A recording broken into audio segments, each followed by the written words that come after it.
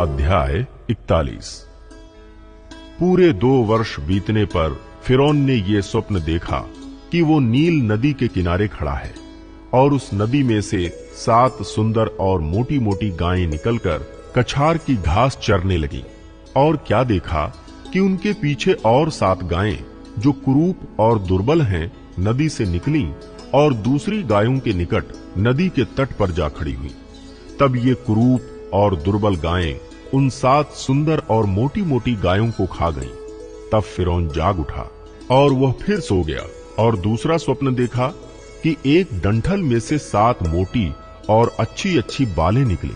और क्या देखा कि उनके पीछे 7 बालें पतली और पुरवाई से मुरझाई हुई निकली और इन पतली बालों ने उन 7 मोटी और अन्न से भरी हुई बालों को निगल लिया। तब फिरौन जागा और उसे मालूम हुआ कि यह स्वप्न ही था। भोर को फिरौन का मन व्याकुल हुआ और उसने मिस्र के सब ज्योतिषियों और पंडितों को बुलवा भेजा और उनको अपने स्वप्न बताए, पर उनमें से कोई भी उनका फल फिरौन को न बता सका। तब पिलाने हारों का प्रधान फिरौन से बोल उठा, मेरे अपराध आज मुझे स्मरण आए। जब फिरौन अपने दासों से क्रोधित हुआ था और मुझे और पकाने हारों के प्रधान को कैद करा के अंगरक्षकों के प्रधान के घर के बंदी गृह में डाल दिया था, तब हम दोनों ने एक ही रात में अपने अपने होनहार के अनुसार स्वप्न देखा। वहां हमारे साथ एक इब्री जवान था जो अंगरक्षकों के प्रधान का दास था। अतः हमने उसको बताया और उसने हमारे स्वप्नों का फल हमसे कहा। हम में से एक एक के स्वप्न का फल उसने बता दिया और जैसा जैसा फल उसने हमसे कहा था वैसा ही हुआ भी। अर्थात मुझको तो मेरा पद फिर मिला, पर वो फांसी पर लटकाया गया। तब फिरौन ने यूसुफ को बुलवा भेजा और वो झटपट बंदी गृह से बाहर निकाला गया और बाल बनवाकर और वस्त्र बदलकर फिरौन के सामने आया।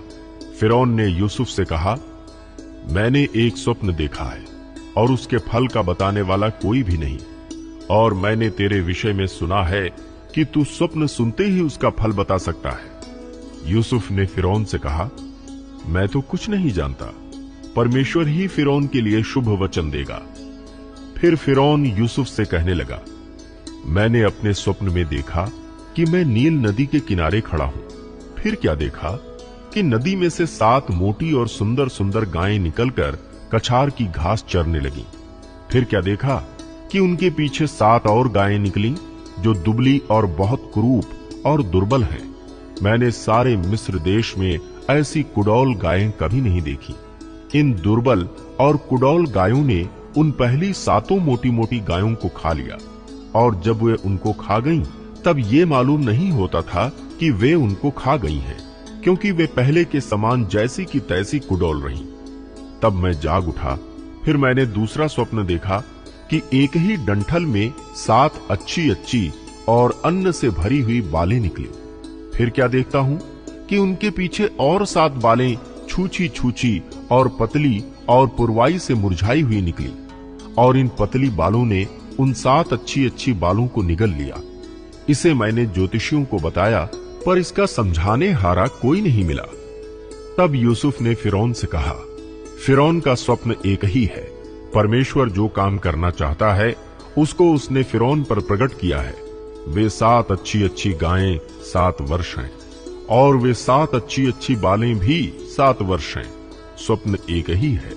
फिर उनके पीछे जो दुर्बल और कुडौल गायें निकलीं और जो 7 छूछी और पुरवाई से मुरझाई हुई बालें निकलीं, वे अकाल के 7 वर्ष होंगे। ये वही बात है जो मैं फिरौन से कह चुका हूं कि परमेश्वर जो काम करना चाहता है उसे उसने फिरौन को दिखाया है।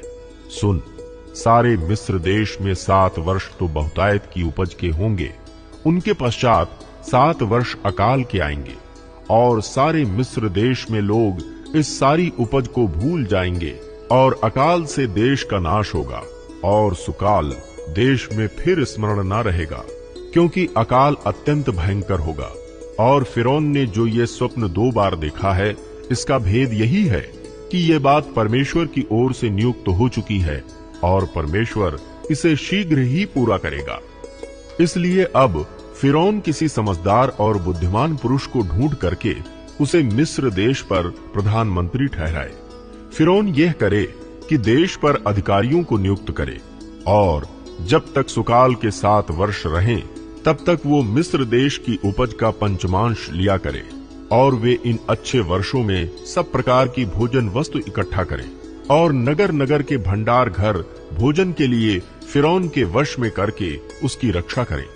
वो भोजन वस्तु अकाल के उन 7 वर्षों के लिए जो मिस्र देश में आएंगे देश के भोजन के लिए रखी रहे, जिससे देश का उस अकाल से सत्यानाश न हो जाए। ये बात फिरौन और उसके सारे कर्मचारियों को अच्छी लगी, इसलिए फिरौन ने अपने कर्मचारियों से कहा, क्या हमको ऐसा पुरुष जैसा यह है जिसमें परमेश्वर का आत्मा रहता है मिल सकता है? फिर फिरौन ने यूसुफ से कहा, परमेश्वर ने जो तुझे इतना ज्ञान दिया है कि तेरे तुल्य कोई समझदार और बुद्धिमान नहीं, इस कारण तू मेरे घर का अधिकारी होगा और तेरी आज्ञा के अनुसार मेरी सारी प्रजा चलेगी। केवल राजगद्दी के विषय मैं तुझसे बड़ा ठहरूंगा। फिर फिरौन ने यूसुफ से कहा, सुन, मैं तुझको मिस्र के सारे देश के ऊपर अधिकारी ठहरा देता हूं। तब फिरौन ने अपने हाथ से अंगूठी निकाल के यूसुफ के हाथ में पहना दी और उसको बढ़िया मलमल के वस्त्र पहनवा दिया और उसके गले में सोने की जंजीर डाल दी और उसको अपने दूसरे रथ पर चढ़वाया और लोग उसके आगे आगे ये प्रचार करते चले कि घुटने टेक कर दंडवत करो, और उसने उसको मिस्र के सारे देश के ऊपर प्रधानमंत्री ठहराया। फिर फिरौन ने यूसुफ से कहा, फिरौन तो मैं हूं, पर सारे मिस्र देश में कोई भी तेरी आज्ञा के बिना हाथ पांव ना हिलाएगा। तब फिरौन ने यूसुफ का नाम सापनत पानेह रखा और ओन नगर के याजक पोतीपेरा की बेटी आसनत से उसका विवाह करा दिया और यूसुफ सारे मिस्र देश में दौरा करने लगा। जब यूसुफ मिस्र के राजा फिरौन के सम्मुख खड़ा हुआ तब वो 30 वर्ष का था। वो फिरौन के सम्मुख से निकलकर सारे मिस्र देश में दौरा करने लगा। सुकाल के 7 वर्षों में भूमि बहुतायत से अन्न उपजाती रही और यूसुफ उन 7 वर्षों में सब प्रकार की भोजन वस्तुएं जो मिस्र देश में होती थीं जमा करके नगरों में रखता गया और हर एक नगर के चारों ओर के खेतों की भोजन वस्तुओं को वो उसी नगर में इकट्ठा करता गया। इस प्रकार यूसुफ ने अन्न को समुद्र की बालू के समान अत्यंत बहुतायत से राशि राशि गिन के रखा, यहाँ तक कि उसने उनका गिनना छोड़ दिया क्योंकि वे असंख्य हो गईं। अकाल के प्रथम वर्ष के आने से पहले यूसुफ के 2 पुत्र ओन के याजक पोतीपेरा की बेटी आसनत से जन्मे। यूसुफ ने अपने जेठे का नाम ये कह के मनश्शे रखा कि परमेश्वर ने मुझसे मेरा सारा क्लेश और मेरे पिता का सारा घराना भुला दिया है। दूसरे का नाम उसने ये कह के एप्रैम रखा कि मुझे दुख भोगने के देश में परमेश्वर ने फलवंत किया है। मिस्र देश के सुकाल के 7 वर्ष समाप्त हो गए और यूसुफ के कहने के अनुसार 7 वर्षों के लिए अकाल आरंभ हो गया। सब देशों में अकाल पड़ने लगा, परंतु सारे मिस्र देश में अन्न था। जब मिस्र का सारा देश भूखों मरने लगा तब प्रजा फिरौन से चिल्ला चिल्ला कर रोटी मांगने लगी और वो सब मिस्रियों से कहा करता था, यूसुफ के पास जाओ और जो कुछ वो तुमसे कहे वही करो। इसलिए जब अकाल सारी पृथ्वी पर फैल गया और मिस्र देश में अकाल का रूप भयंकर हो गया, तब यूसुफ सब भंडारों को खोल खोल के मिस्रियों के हाथ अन्न बेचने लगा। इसलिए सारी पृथ्वी के लोग मिस्र में अन्न मोल लेने के लिए यूसुफ के पास आने लगे, क्योंकि सारी पृथ्वी पर भयंकर अकाल था।